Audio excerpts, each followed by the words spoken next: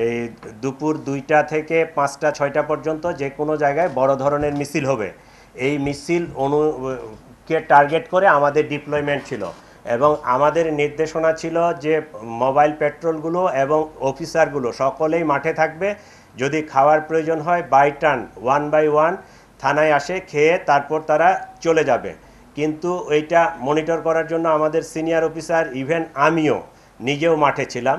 আমি 3:30টার সময় ওই মোহাম্মদপুর থানায় গিয়া দেখি যে থানার সামনে 5টা পিকআপ, 5টা গাড়ি। যাই চেক করে দেখলাম ওসি থানায় আছে, জোনাল এসি আছে, ইন্সপেক্টর অপারেশন আছে, 2টা পেট্রোল গাড়ির টিম আছে। তারা এই যে সিনিয়র অফিসারের নির্দেশনা ভায়োলেশন করছে, তারা আদেশটা পালন করে নাই, সে কারণে তাদেরকে ডিএমপি সদর দপ্তরে ক্লোজ করা হয়েছে। তারা ফেল করছে, বিষয়টা এরকম না।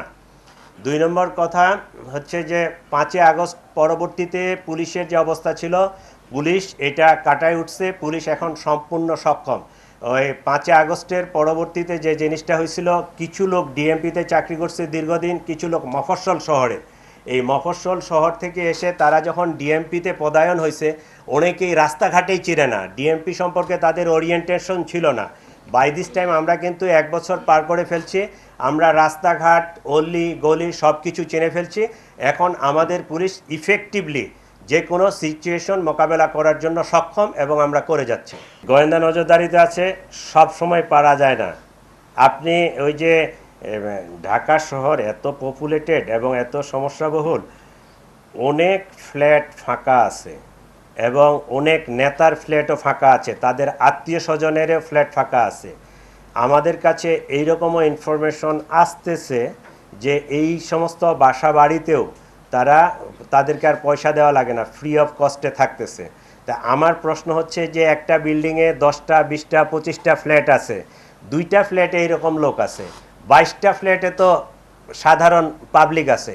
আপনারা আমাদেরকে হেল্প করেন না কেন? আপনারা এই ইনফরমেশনটা দেন না কেন যে অমুক বিল্ডিংয়ের অমুক লোকেশনে এই ফ্ল্যাটে এই ধরনের কিছু ছেলেপেলে আছে যারা ছাত্র না বা অছাত্র, যারা অপতৎপরতার সাথে জড়িত।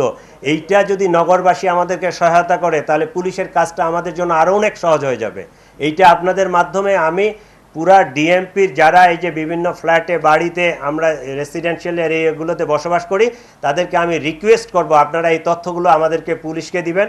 আমরা আপনাদের পরিচয় 100% গোপন রাখবো, আমরা কখনো ডিসক্লোজ করব না। আপনারা এখন তো মোবাইলের যুগ আসছে, হোয়াটসঅ্যাপে মেসেজ করতে পারেন, আমাদের নাম্বারগুলো কিন্তু অ্যাভেলেবেল, ইভেন ইন্টারনেটেও অ্যাভেলেবেল। আমাদেরকে হোয়াটসঅ্যাপে মেসেজ করবেন বা হোয়াটসঅ্যাপ কলে জানাবেন, আমাদেরকে এই তথ্যগুলো দিবে, তাহলে আমরা ইফেক্টিভলি এটা আরও কার্ভ ডাউন করতে পারবো।